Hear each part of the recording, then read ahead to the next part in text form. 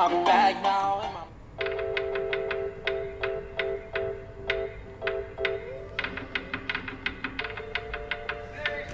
Hey guys, Sardine the Great here.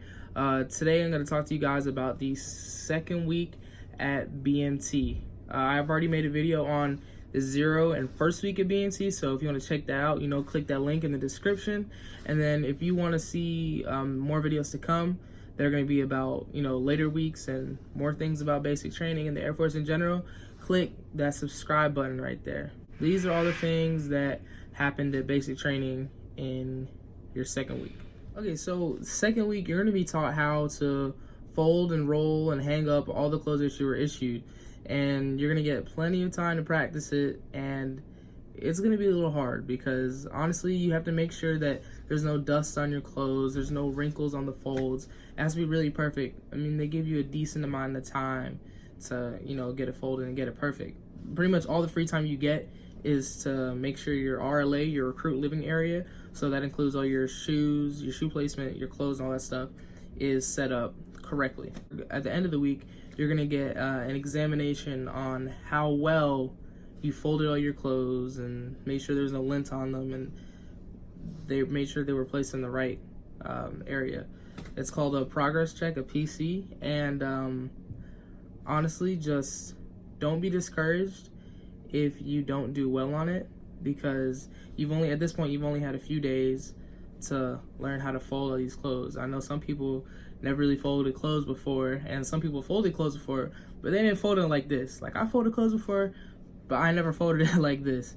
So most people don't do too well on their first try, but there's another PC third week or fourth week, and you'll more than likely do a lot better on that one, as long as you're practicing your folds and you're taking pride in your work. On your wall locker also, you're going to have a blue trainer weapon M16, and that's going to be unlocked. Like, when you first get there, there's going to be like a zip tie on it, and that's going to be cut off, and that weapon is going to be assigned for you, because you're going to use that weapon when you go on EC duty and when we take apart the weapon and put it back together.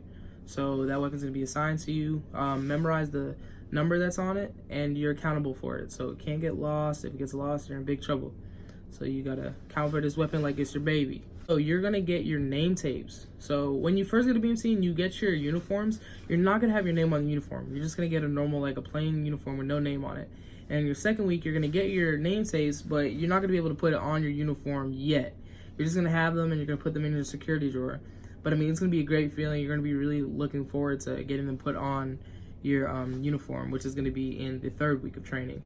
So for those of you that came into BMT as open, like open mechanical, open general, or open admin, then this is the week when you're going to get a list of jobs that you're eligible for that are available, and you're going to select one of them, or like a list of them, and you're going to get one of those jobs. And also, for those of you that go into BMT knowing what your job is, you're going to speak to somebody who has a good understanding of most Air Force jobs, and they're going to tell you what you're doing specifically, and they're going to verify that you're still eligible for the job. You're going to have a meeting, and this meeting is going to explain to you the post 9/11 GI Bill and the Montgomery GI Bill. So those are two tuition assistance type things that help you pay for college. In my opinion, the 9/11 GI Bill was the better of the two. I can make a video going into detail about both of them, so you guys can make the right decision, because they don't really give you time to make that decision. They're going to tell you about both bills while you're there in the classroom, and then it's either you got to go with one or you got to go with the other. So if you go in there knowing what both of them entail completely, then you'll be better off. So I'm going to make a video to help you guys out with that. You're going to do duty flight. And so what that is when your whole flight goes and does like a particular job, kind of. So like you'll go to the DFAC, the dining facility, and you'll clean dishes or move dishes, stuff like that. So that's what duty flight is. Or your duty flight could be anything. You could be helping run the graduations for later weeks. There's plenty of details, but those are the only two details or for duty flight that I was exposed to. For your third week, this is when you're gonna get your second issue clothing. So this entails your blues and your steel toe boots, and also your name tapes is going to be stitched on to your onto your uniform. And so this is gonna be a really good week. Honestly, from third week on, you start to get into the groove of things a lot better. Things become habit. You know, it's not as shocking or as hard as it was. Zero and first. Third week, you're gonna get one of those jobs, and you're gonna get interviewed for the job. Well, you're gonna get interviewed for the job, then you'll more than likely get the job as long as you're still qualified. So for those of you that are going into the Air Force, open aptitude, third week is when you find out what your job is. Okay, and also third week is the first time in 3 weeks that you're gonna get to speak to your family, friends, wife, husband, cat, dog, and you're gonna get a 15-minute phone call. So only 15 minutes. It's not like you can only make one phone call. You can make 3 phone calls, make each one 5 minutes. There are 5 phone calls, make each one 3 minutes. 15 phone calls, make each one 1 minute. However you want to do it, but you get to use your phone for 15 minutes. No social media. You can't go on Facebook, Snapchat, Instagram. You can't check your emails. You can't send text messages either. All you can do is make a phone call. So make sure you don't check an email, do anything like that. If you need to pay a bill or something, you ask your MTI and they may or may not let you do so.